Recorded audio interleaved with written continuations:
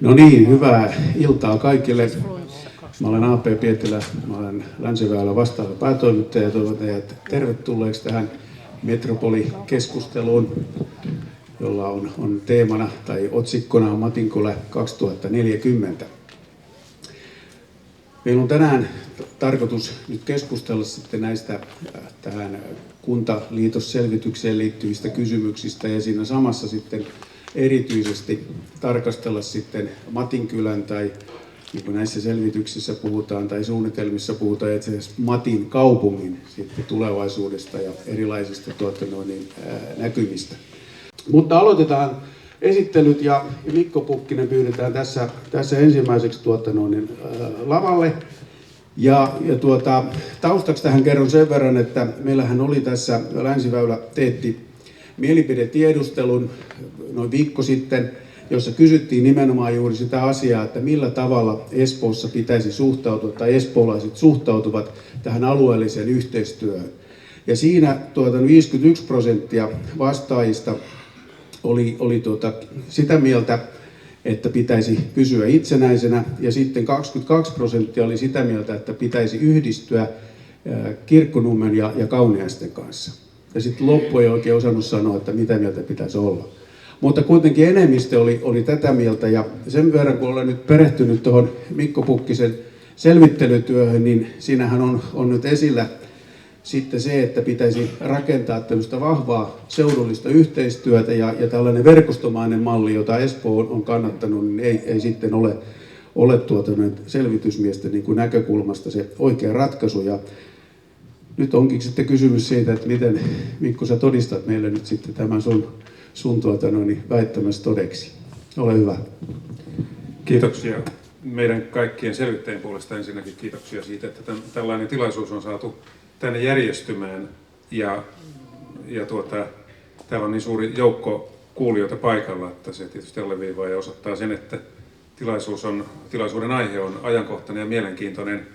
Hyvin suurella mielenkiinnolla mekin tullaan tänne tähän tilaisuuteen. Me ollaan kierretty nyt tämän alueen kuntia ja tämän tapaisia tilaisuuksia, joitakin on järjestetty, edespäin on vielä monta.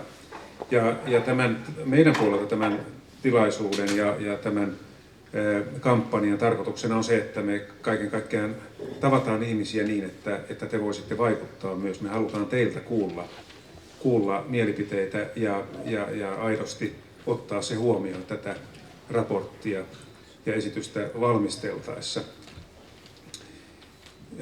A.P. Pietilä kiinnitti huomiota tai kysyi itse asiassa, että millä tavalla sivuutetaanko me tämä yhteistyö kuntien välillä ja pyritään sitten suoraan kuntaliitoksiin. Näin ei tietysti ole. Jos ajatellaan nyt tätä vapaaehtoista kuntien välistä yhteistyötä tällä alueella, jota on pitkään ja suurella menestyksellä harjoitettu, niin täytyy todeta, että tämmöisessä yhteistyössä on syntynyt nämä isot elementit. Täällä on erittäin suurella onnistuneisuudella toteutettu erikoissairaanhoidon kokonaisuus. Täällä on saatu joukkoliikenne järjestymään, vesihuolto, jätehuolto, ammatillinen koulutus ja moni muu asia on kyetty hoitamaan kuntien välisellä yhteistyöllä erinomaiseen kuntoon. Samaa hengenvetoon täytyy kuitenkin sanoa, että taitaa olla tilanne nyt se, että yhteistyön parhaat hedelmät on kyetty jo kokoamaan tällä kuntien välisellä yhteistyöllä. Sitä toki aina tarvitaan, mutta nyt jos katsotaan nyt tästä eteenpäin, niin sillä saralla joudutaan tyytymään pienempiin tuloksiin. Ja jotta eteenpäin päästäisiin, niin silloin on kyettävä voimakkaammin ja määrätietoisemmin voimavarat yhteen kokoamaan.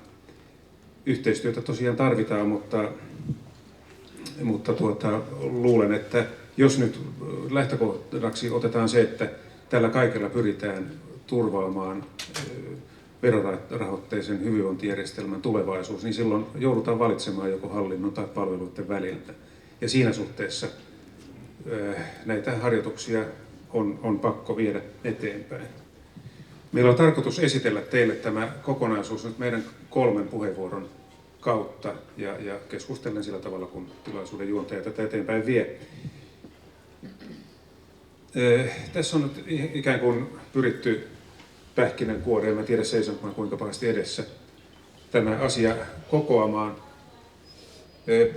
Jos nyt lyhyesti kuvataan tilannetta, missä tällä hetkellä ollaan, niin siinä on niin kuin päällimmäisenä kaksi asiaa. Toinen on se, että tämän Helsingin seudun suurimpia ongelmia tällä hetkellä ja peruslähtökohta tällekin työlle on se, että tämä yhdyskuntarakenne on varsin hajautunut ja trendinomaisesti koko ajan hajautuu. Tukholma kehittyy sisäänpäin, rakenne tiivistyy ja meidän alueella käy päinvastoin, tämä entisestään hajautuu. Toinen kysymys on, tämän koko luokan kysymys on se, että, joka on iso haaste, on se, että millä tavalla me kyetään huolehtimaan suomalaisen yhteiskunnan ja suomalaisen elinkeinoelämän kilpailukyvystä. Miten tämä meidän metropolialue pärjää kilpailussa muiden metropolialueiden kanssa ja sillä tavalla pitää Suomea maailmankartalla ja kilpailussa mukana. Nämä on nämä iso ongelma ja iso haaste. Näihin on ratkaisua haettu jo tietysti pitkän aikaa, pääosin siis voimavaroja kokoamalla. Tällä hetkellä on vireillä kaksi tapaa ratkaista tämä asia. Toinen on se, että pyritään ylikunnallisen päätöksenteon kautta, eli pystyttämällä metropolihallinto, pyritään voimavarat kokoamaan. Ja toinen vaihtoehto, jota me ollaan tässä tekemässä, on se, että kuntien yhdistämisellä pyritään metropolikaupunki perustamaan. Nämä asiat julkisuudessa sekoittuu jonkun verran keskenään varsin ymmärrettävistä syistä. Meillä on semmoinen näkemys, että vaikka nyt saataisiin syntymään metropolihallinto ylikunnallisena rakenteena ja ottaen huomioon sen, että sille näköpiirissä olevan tulevaisuuden aikana syntyy korkeintaan, jos se syntyy, tehtäväkenttä, joka on varsin suppea. Siitä seuraa se, että edelleen tapahtuu siinä mitä tahansa, niin tarve kuntarakenteen muutoksille säilyy. Me ollaan ottamassa tässä nyt 3 askelta. Ensimmäinen on se, että siis meidän ehdotuksessa, ensimmäinen on se, että nämä 5 kuntaa, eli pääkaupunkiseudun 4 kaupunkia, Sipoo ja Tuusulan eteläosa yhdistettäisiin. No, palataan näihin yksityiskohtiin, Kirkkonummen ja muihin. Mutta nyt on 5 kunnan yhdistämisestä kysymys metropolikaupungiksi, ja seuraava askel on se, että tämä yhdistetty alue jaettaisiin 15-20 palvelualueeseen, josta tämä alue, missä me tällä hetkellä olemme, olisi varmastikin yksi. Ja kolmas askel on se, että toteutettaisiin tämä järjestely siten, että muodostetaan 2 toimintatasoa. Ensinnäkin tämä metropolikaupungin, eli koko tämän noin 1 miljoonan asukkaan kaupungin toiminnallinen taso, jossa on talous, hallinto, strategiat ja muut tämmöiset isot elementit, jossa se varsinaisesti tämä kuntaliitos tapahtuisi. Ja sitten toinen asia on se, että asukkaiden arjen lähipalveluiden toteuttamisen ihmisten elinpiirin tasolla on, me puhutaan kotikaupungeista, on siis nämä 15-20 palvelualuetta. Ja siellä varsinaisesti muutoksia ei tapahdu, vaan ihmiset elää siinä elinpiirissä, missä tähänkin asti ovat eläneet. Tässä näkyy kartta, jossa punaisella näkyy, mä en tiedä kuinka hyvin se näkyy sinne taakse, mutta ainakin symbolisesti. Tämä kuvaa siis tätä taajamarakenteen laajentumista. Punaisella näkyy tilanne vuonna 1990 ja siinä jo näkyy selvästi tämä ongelma, että tämä on erittäin hajautunut tämä aluerakenne. Tämä täydentyy sitten seuraavan 10 vuoden aikana tuollaisilla oransseilla lätysköillä ja sitten keltaisilla, jotka on 2000-luvulla. Eli tästä kaiken kaikkiaan näkyy tämä dynaaminen kehitys tällä alueella niin, että tämä väkimäärän lisääntyminen tällä alueella ei kuitenkaan ole johtanut siihen, että tämä alue olisi tiivistynyt, vaan pikemminkin jonkun verran selvästi näkyy tuosta tiivistymistä, mutta pääosin on käynyt niin, että tämä alue on entisestään hajautunut. Meidän tässä työssä me ollaan valittu tämmöiset strategiset tavoitteet. Siis me ollaan täysin vapaasti muodostuva ryhmä. Meillä ei ole mitään ministeriön ohjeita tai asetettua lopputulosta, vaan me täysin vapaassa harkinnassa tullaan tekemään kunnille esitys loka-marraskuun aikana. Ja me ollaan valittu oma-aloitteisesti siis nämä strategiset tavoitteet tälle kokonaisuudelle. Ensimmäinen on vapaa-valintainen. Me ollaan päädytty siihen, että tässä pyritään kaiken kaikkiaan siihen, että voitaisiin turvata hyvinvointiyhteiskunnan palvelut. Eli se on tämän harjoituksen päätavoite. Toinen on sosiaalisesti, taloudellisesti ja ympäristöllisesti kestävän metropolin rakentaminen. Sitten kolmas tavoite on kansainvälisen kilpailukyvyn takaaminen. Ja sitten vielä neljäntenä yhdyskuntarakenteeltaan tasapainoinen ja toimiva metropolialue on meidän neljäntenä tavoitteena. Mä en tässä nyt tarkemmin näitä lähde käymään läpi. Me ollaan jaettu tämä 12 kriteeri, joiden valossa me ollaan kaikkia näitä tavoitteita lähestytty. Ja sitä kautta analyyttisesti pyritty siihen lopputulokseen, mitä tullaan esittämään. Tässä on tämmöinen Euroopan kartta, jonka tarkoitus on kuvata siis Suomen kotimarkkinaa.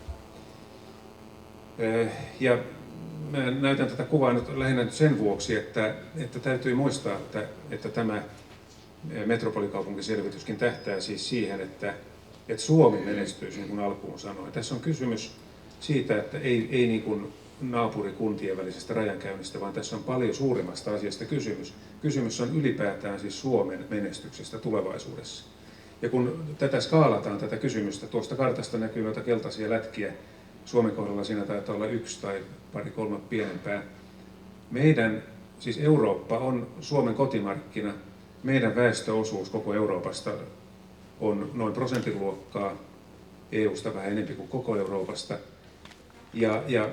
Ja tästä perspektiivistä kokonaisuuden etua hakien me pyritään löytämään ei yksistään koko tämän alueen, vaan koko Suomen etu.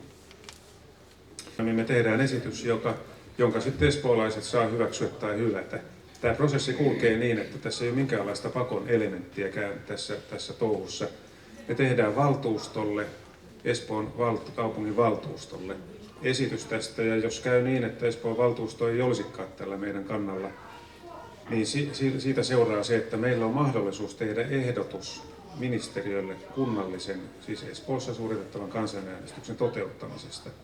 Mä pyydän seuraavaksi nyt sitten tänne lavalle sitten Matti Vatilon, ja mun kysymykseni oikeastaan on tässä se, että minkälainen sitten tällainen palveluverkko näihin kaupunkikeskuksiin, kuten esimerkiksi tähän Matinkylään, voisi sitten tulla, ja mikä on sitten yleensäkin näiden kaupunkikeskusten rooli tässä isossa metropoliasiassa. Jos tähän saisi suurin piirtein jonkun vastauksen, niin ehkä tämä keskustelu menisi paremmin eteenpäin. Ole hyvä. Tämä meidän selvityksemme todella pohtii tämän alueen tulevaisuutta niin kuin 2 tasolla. On tämä metropolikaupungin taso ja vielä sitä suurempi seututaso, ja sitten tietysti se, että millä tavalla tämä palvelurakenne ja palvelurakenteen elementit täällä jäsentyy.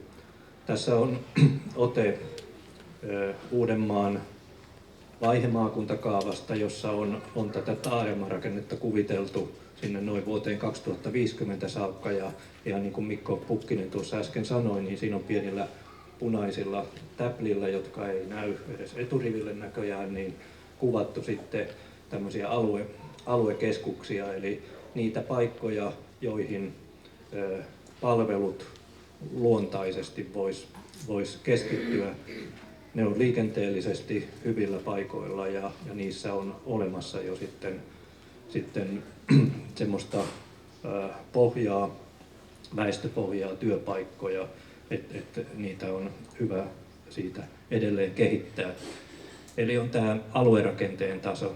Ja aluerakenteen tasolla on edelleen tämä seudullinen maankäyttösuunnitelma, jota parasta aikaa laaditaan. Tämä on siis luonnos siitä, sitä ei ole vielä hyväksytty yhtään missään, mutta siinä on kuviteltu ja ideoitu tämän seudun kaupunkien kesken sitä, että millä tavalla aluetta pitäisi ja olisi hyvä kehittää tuonne 2050 saakka. Ja niin kuin näkyy nämä taajama-alueet, ruskeat alueet, niin ne kattaa aika lailla kokonaan tämän pääkaupunkiseudun ja vähän siitä ulospäinkin. Matinkylä näkyy tuolla alareunassa semmoisena sinisenä täppänä hyvin keskeisellä paikalla tätä kokonaisuutta ajatellen. Ja sitten kun tätä alarakennetta on mietitty, niin siinä on monenlaisia lähtökohtia tietenkin sekä siinä MASU-työssä että tässä meidän työssämme. Ja niin kuin Mikko Pukkinen sanoi, niin me ollaan pyritty hakemaan vauhtia tästä Suomen ympäristökeskuksen selvityksessä, jossa on tunnistettu tämänhetkisiä alakeskuksia. Täällä Espoossa on näitä kuvia kritisoitu siitä, että missä se Espoonlahti, joka on yksi näistä Espoon kaupunkikeskuksista, niin missä se on. Se puuttuu siitä syystä, että tämä kuva on tehty näillä Syken kriteereillä tämänhetkisen tilanteen pohjalla, ja se Espoonlahti ei ihan vielä yllä samalle tasolle kuin esimerkiksi tämä Matinkylä Olarin alue, mutta mikään ei tietenkään estä tulevaisuudessa osana metropolikaupunkia tai osana Espoota niin kuin täydentämästä tätä alakeskusverkkoa sillä tavalla, kun kaupunkisuunnittelussa viisaaksi nähdään. Ja nämä alakeskukset on todella muodostettu tai tunnistettu palvelutason, väestöpohjan, liikenteen, solmupisteen ja tämän tyyppisten tekijöiden kautta. Niitä on, niin kuin Mikko Pukkinen sanoi, niin 11 tällä pääkaupunkiseudun alueella ja sitten Sipoon puolella Nikkilä, Talma ja sitten Sippesporin alue niin on sellaisia, joilla on kehittämispotentiaalia ainakin paikalliskeskuksen tasolle saakka. Ja tämä monikeskuksisuuden ideahan on siinä, että asiat eivät tapahdu vain pääkeskuksen kautta. Tämä kuva, jossa on näytetty, minkä tyyppisiä liikennevirtoja eri alakeskusten ja sitten tuon pääkeskuksen Helsingin kantakaupungin välillä on, niin tämä pyrkii nyt symboloimaan sitä, että toisin kuin vielä tällä hetkellä asianlaita on, eli monet liikennevirrat suuntautuu yksinapaisesti tänne pääkeskukseen, niin jos ja kun tällainen monikeskuksinen rakenne vahvistuu, niin nuo alakeskusten ympyrät tuossa suurenee, eli entistä suurempi osa siitä liikenteestä pyörii siellä oman palvelualueen sisällä ja se liikennetarve sitä kautta vähenee ja sitten toisaalta tämä muodostuu semmoiseksi verkostoksi, jossa myös nuo poikittaisyhteydet on vetovoimaisempia ja parempia kuin esimerkiksi tällä hetkellä Matinkylästä vaikkapa Espoon keskukseen tai niin poispäin. Kaiken kaikkiaan se, että tämä seutu, oli se hallinnollinen rakenne mikä tahansa, niin toimisi paremmin ihmisten arjen tasolla ja että liikkumiseen tarvittava aika lyhenisi ja liikkumisen tarve niin kuin seudun äärilaidalta toiselle vähenisi. Eli se on se monikeskuksisuuden yksi niistä ideoista. Kaikki suurkaupunkiseudut on vähitellen muuttumassa tällaiseksi monikeskuksisiksi ja sitä kehitystä voi määrätietoisesti myös viedä eteenpäin. Tässä on pääkaupunkiseudun palvelukartasta ote, jossa edelleen huonosti näkyy, mutta siinä on kuvattu muutamia palveluja, mitä nyt tällä hetkellä on olemassa. Siinä on koulupalveluja, sosiaali- ja terveyspalveluja, liikuntapalveluja, päiväkoteja ja symbolin tasolla niin siinä näkyy, että tämä Matinkylän Olarin alue on jo tällä hetkellä varsinainen palvelukeskittymä ja varmasti tulevaisuudessa entisestään vahvistuu sitten tämmöisenä kaupunkikeskuksena ja tämän palvelualueen ydinalueena. Ja tässä jälleen tuo pylpyräkuva, joka sitten periaatepiirroksen tasolla osoittaa, että millä tavalla sitten kaupunkikeskus, sitä ympäröivä palvelualue ja koko metropolikaupungin taso sitten liittyy toisiinsa palvelujen kautta ja sitten siitä edelleen ulospäin seudullisiin palveluihin ja seudullisiin organisaatioihin. Ja tässäpä tämä minun osuuteni onkin. Kiitoksia. Joo, mä ehdotan niin, että pyydetään Keise Vuun lavalle ja hän voisi kertoa meille todellakin nyt sitten, että miten kansalaiset, asukkaat, kuntalaiset voisivat sitten vaikuttaa tähän päätöksentekoon ja näihin asioihin sitten omalla toiminnallaan. Keise Vuun, ole hyvä. Ajattelin siis puhua Matinkylän ihmisistä ja teidän mahdollisuuksista vaikuttaa. Ja ensin haluaisin kuitenkin sanoa, että se miten minä nyt koen tämän alueen on se, että profiililtaan se on merellinen, se on myöskin yhteisöllinen, se on siis suuren muutoksen edessä menossa metrolla tulevaisuuteen. Se on lainausmerkeissä lännen aurinkolahti, siis puhun nyt tietenkin siitä Vuosaaren aurinkolahdesta, joka on kehittynyt varsin komeaksi, hienoksi alueeksi. Se on siis, niin kuin me ollaan kuultu kollegoilta, metropoliselvityksen tarkoittama kaupunkikeskus, ja näin ollen se on myöskin meidän visiossa laajemman alueen lähidemokratian ja palveluiden alue. Tämän minä olen poiminut ei mistäpä muualta kuin Espoon kaupungin sivuilta.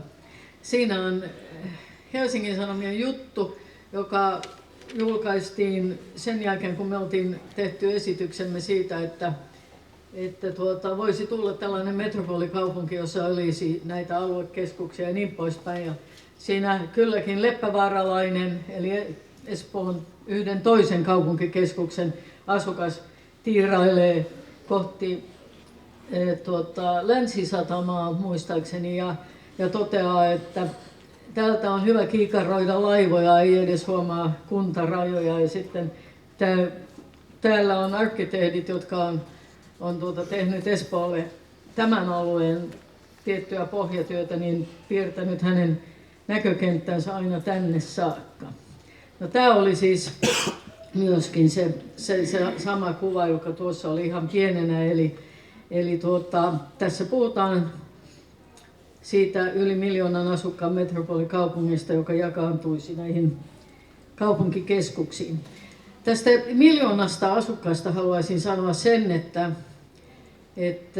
jos tällainen kaupunki tulisi nykyisellä asukasmäärällä, niin se olisi Euroopan unionin 18 suurin kaupunki. Se sijoittuisi Birminghamin ja Kölnin väliin. Se ei olisi siis eurooppalaisittain mahdottoman iso, toki iso tässä maassa, mutta kuitenkin on paljon kaupunkeja, jotka pärjäävät aika mukavasti ja ovat sen kokoisia. Ja minä en ainakaan vähättelisi meidän suomalaisten päättäjien ja asiantuntijoiden kykyä tehdä sellaista kaupunkia, vaan uskon, että se täällä sujuisi paremmin kuin se on sujunut monessa muussa paikassa.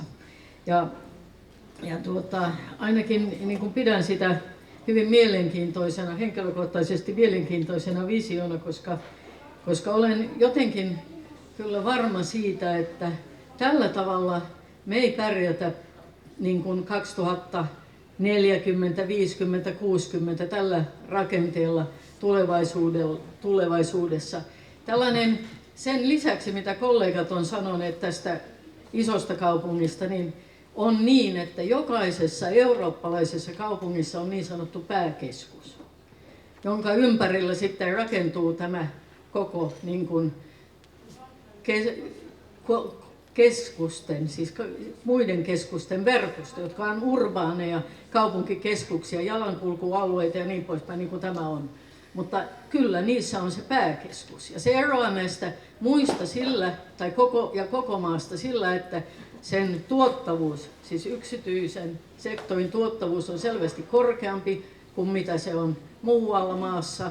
Yleensä se on semmoinen 1,4–1,9 kertainen ja niin edelleen. Ja se johtuu siitä sisäisestä rakenteesta, eli siitä voimasta, joka tulee siitä, että on paljon erilaisia ihmisiä lähekkäin, asuvat, tekevät työtä, se on monipuolinen, siinä on kaikki niin kuin tällaiset kulttuuri- ja muut palvelut, jotka innostavat nuoria ja koulutettuja ja niin poispäin. Ja tämä on se ero sellaisen verkostokaupungin välillä, jossa ei ole sitä keskusta. Siis ei voida jättää pois, kun puhutaan tämän alueen asioista, sitä, että meillä on kuitenkin Helsingin kantakaupunki. Se on minusta ihan hassu ajatus, että oltaisiin niin kuin se ei olisi olemassa ja niin kuin se ei olisi meille suomalaisille hirveän tärkeä paikka, semmoinen ikoninen paikka, joka meille merkitsee todella paljon ja jota tunnetaan maailmalla. No, eteenpäin. Tässä on nyt tämä kuva, jota te olette muussa mielessä jo nähneet, paitsi että mä olen piirtänyt, kirjoittanut tänne, että Matin kaupunki, eli kotikaupunki, se voi olla vähän lapsellinen se Matin kaupunki, mutta olkoon. Matinkylä, Tiistilä, Olarinmäki, Kuitinmäki, Friisilä, Lystinmäki, Piispansilta, Nuottalahti, Nuottaniemi, Saaristo, kysymysmerkillä Haukilahti ja Niittykumpu. Tämä on niin kuin ihan vapaalla kädellä. Tämä ei ole siis mikään semmoinen ajatus, että se olisi näin. Vai se mikä se olisi, niin jos tällainen metropolikaupunki tulisi, niin se päättäisi sitten ne, jotka ovat mukana sitä tekemässä. Ja se olisi se valmisteluvaiheen asia. Mutta jos puhutaan tästä alueesta, niin Matinkylä olisi se keskus ja minä en nyt imartele teitä, vaan se on niin kuin itsestään selvä, kun katsoo ympärilleen. Ja tämä siis jakaantuu näihin palvelualueisiin, jossa on yksi tai useampi kaupunkikeskus. Voi olla Olarikin tässä samassa kokonaisuudessa, mutta yhdessä ja ainoassa paikassa on sitten se, missä tämä kaikkein vahvimmassa alueen keskuksessa on sitten se aluevaltuusto ja niin poispäin. No sitten tästä demokratiasta, joka nyt oli itse asiassa se asia, josta minun piti erikseen puhua. Niin tässä se hahmottuu sellaisella tavalla tämä sama pallukka, että ensinnäkin jos meillä on se iso sininen alue, jota te ette näe, siinä lukee sote-alue, metropolihallinto, siinä on Uudenmaan maakuntaliitto sun muuta, niin siinä on siis muun muassa sellainen kuntayhtymä, joka päättää sosiaali- ja terveyspalveluiden järjestämisestä, eli se Etelä-Suomen alue, sote-alue. No sitten siinä on todennäköisesti metropolihallinto, joka on kuntayhtymä ja jossa mahdollisesti näillä näkymin on suorilla vaaleilla valittu hallinto. Sitten on Uudenmaan liitto, jolle siirtyy varmaankin ennen muuta tai jää ennen muuta näitä EU-tukiasioita ja sen sellaisia, kun osa siitä kaavoituksesta tulee siis metropolihallintoon. No sitten se metropolikaupunki, no se on siis se kuntalain tarkoittama kunta. Eli sillä on siis se vaaleilla valittu valtuusto ilman mitään vaalipiirejä, ettei tule sellaista riitaa siellä, missä pitää isoista asioista päättää. Siinä on tietenkin hallitus. Sillä saattaa olla pormestari, joka silloin johtaisi kaupunginhallituksen työtä. Silloin on kaikenlaisia nuoriso- ja seniorivammaisneuvostoja ja niin poispäin. Tietenkin selkeä niitä lain edellyttämiä että muita. Ja siitä, niin kuin Mikko Pukkinen ja Mattikin sanoi, Vatilan Matti, että siinä on ne sektorien strategiat, siinä on muun muassa ja johtaminen, ICT-hallinto, jossa meidän tuottamista, me ollaan just tänään jatkettu työskentelyä, jossa katsotaan, että millä tavalla tämä tietotekniikka voidaan kehittää sillä tavalla, että se muun muassa tuo mahdollisuuksia kehittää ihan uudella tavalla kotiin tuotavia palveluita.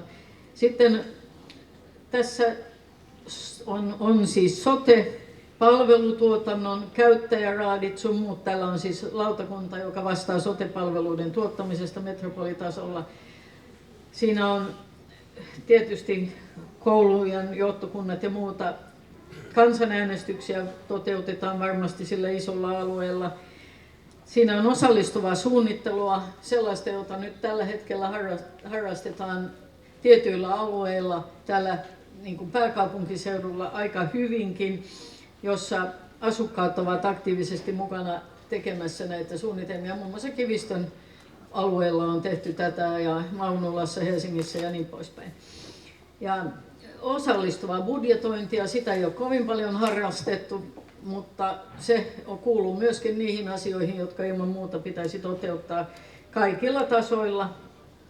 No tässä sitten siinä kotikaupungissa, eli vaikkapa Matinkylässä niin, ja sillä alueella, siis Matinkylän palvelualueella eli kotikaupungissa, niin siinä olisi se aluevaltuusto tai aluelautakunta, riippuu siitä, millä tavalla sitten asiat nähdään. Yleensä kun me ollaan oltu jossain tällaisissa tilaisuuksissa, niin ihmiset, jotka ovat läsnä, yleensä haluavat, että valitaan suorilla vaaleilla aluevaltuusto, mutta kaikkialla muualla ei välttämättä sitä ihan yhtä paljon haluta. Ja sitten tässä puhutaan ei pormestarista, mutta puhutaan kyläpäälliköistä lainausmerkeissä, eli ajatus on, että kuitenkin olisi puheenjohtaja näissä aluevaltuustoissa, joka voisi sitten myöskin edustaa tätä aluetta suhteessa siihen metropolikaupunkiin. Täälläkin olisi tietysti nämä kaikki johtokunnat, käyttäjäraadit, sote-palveluissa muun muassa sekä yksityisissä että julkisissa, osallistuminen suunnitteluun ja budjetointiin ja niin edelleen. Sitten hyvin tärkeänä on pidetty sitä, että myöskin pienemmillä alueilla, näissä kaupungin osissa, olisi toimitiloja ja muita, joissa asukkaat voivat itse järjestää omaa toimintansa ja tilaisuuksia. No, kaiken kaikkiaan siis niin kun lähtökohtana on se, että tässä isossa kaupungissa sen metropolikaupungin tasolla vaikuttaa isoihin asioihin. Mutta vaikuttaminen on myöskin alueellista ja lähidemokratiaa ja sellaista osallistumista, jota nykyisin kutsutaan käsitteellä deliberatiivinen, joka tarkoittaa sitä, että tehdään sellaista niin kuin kootaan ihmisyhteen ryhmiä, jossa on sekä virkamiehiä, poliitikkoja, asiantuntijoita, tehdään yhteisesti niin kuin työtä, jotta joku asia saadaan ratkaistua mahdollisimman hyvin. Ja ei ole väliä, onko tullut niin kuin poliitikkona, asiantuntijana tai asukkaana, vaan kaikkien ääni kuuluu yhtä lailla, siis kaikkien argumentit on yhtä tärkeät. Tämä on sitä, joka harrastetaan ulkomailla aika paljon, mutta meillä aika lailla vähän. Tämä on sitten minun viimeinen kuva. Tämä on myöskin kuvakaappaus Espoon sivulta, mutta siinä on siis Suur-Espoonlahden asukas Seppo Salo, en tunne miestä. Hän sanoi näin, että metropolialueen kaupunkikeskusten valtuustot pitää valita paikallisilla vaaleilla. Ei voida ajatella, että jokin metropolivaltuusto päättää kaupunkikeskusten valtuuston kokoonpanosta. Tämä on suunnilleen se hahmotelma tässä vaiheessa ja tämä nyt sitten laaditaan niin kuin tämmöiset asiat niin kuin sopimusten muotoon. Kiitoksia. Nyt jatketaan tästä, otetaan asukkaan ääni ja mä pyydän tässä Matinkylän seuran sihteeriä Sirpa Arniolehto Kotilaista kommentoimaan sitten näitä nimenomaan juuri tätä hallintoon ja vaikuttamiseen liittyviä näkökulmia. Ole hyvä. Niin, Matinkylän seuran puheenjohtaja ja Suur-Matinkylän aluefoorumin valmisteluryhmän sihteeri. Eli titteleitä riittää. Toimiiko tämä näin jo, kuuluu hyvin? Kiitos ensinnäkin puheenvuorosta ja kiitos selvitysmiehille mielenkiintoisista esityksistä. Niissä oli paljon asiaa ja sulattelemista riittää kyllä pitkäksi aikaa. Mutta asukasnäkökulmasta ja asukasvaikuttamisen näkökulmasta malli vaikuttaa monimutkaiselta.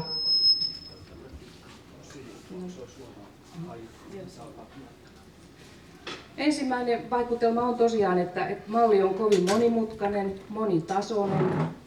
Pelkona on, että päätöksenteko karkaa entistä kauemmaksi asukkaista ja rahanjako siirtyy tosiaan asukkaiden oman kunnan alueelta sinne jonnekin metropolikaupungin valtuustoon. Eli täältä tulee monenlaista laatikkoa joka tasolle, joissa asukkaat ovat mukana vaikuttamassa. Täältä näkyy ja löytyy, voisi sanoa, että kaikki ne samat keinot, mitä tällä hetkellä on lueteltu kuntalaissa. Ja tällä hetkellä ja ilmeisesti myös jatkossa on niin, että valtuusto päättää siitä, mitä näistä keinoista käytetään ja mitä ei. Eli kaikki nämä keinot olisivat jo tällä hetkellä käytettävissä, mutta aika eri lailla eri kunnat ovat näitä keinoja ottaneet käyttöön. Ja jostakin syystä niin en ole kovin optimistinen siihen, että ainakaan tämä metropolikaupungin valtuusto niin jakaisi kovin auliisti valtaa sieltä omalta tasoltaan näille asukasraadeille ja muille. Mutta tällä hetkellä vielä tämä selvitys ja tämä kuvan perusteella niin ollaan hyvin semmoisella yleisellä tasolla. Tästä on vaikea niin kuin tietää, että mitä tämä käytännössä asukkaille tarkoittaa. Nämä on välineitä ja keinoja, mutta missä asioissa ja millä tavalla asukkaat pääsevät vaikuttamaan, niin se on vielä auki. Eli semmoista konkretiaa tähän vielä tarvittaisiin. Ja näin matinkyläläisenä niin tulee mieleen kysymys uimahallista. Miten tässä mallissa uimahallista päätetään? Kuka päättää ja missä? Et ei mulla oikeastaan enempää. Nämä oli nämä päällimmäiset ajatukset ja niin kuin sanoin, niin kaikki nämä keinot olisi jo tänä päivänä käytettävissä, mutta jostakin syystä näitä hyvin laiskasti otetaan käyttöön. Kiitoksia. Otetaan tähän nyt 2 kysymystä ja sitten jatketaan. Siellä ensimmäinen. Paula Viljakainen, Espoon kaupunginvaltuutettu, ja olen tässä edellisen puheenvuoron käyttäjän kanssa hyvin paljon samaa mieltä. Tässä meidän päätöksenteko kyllä karttaa hyvin kauas. Tällä hetkellä, tai jos tämä malli toteutuisi, tällä hetkellä jo tuon esimerkiksi sen, että Espoonlahti, joka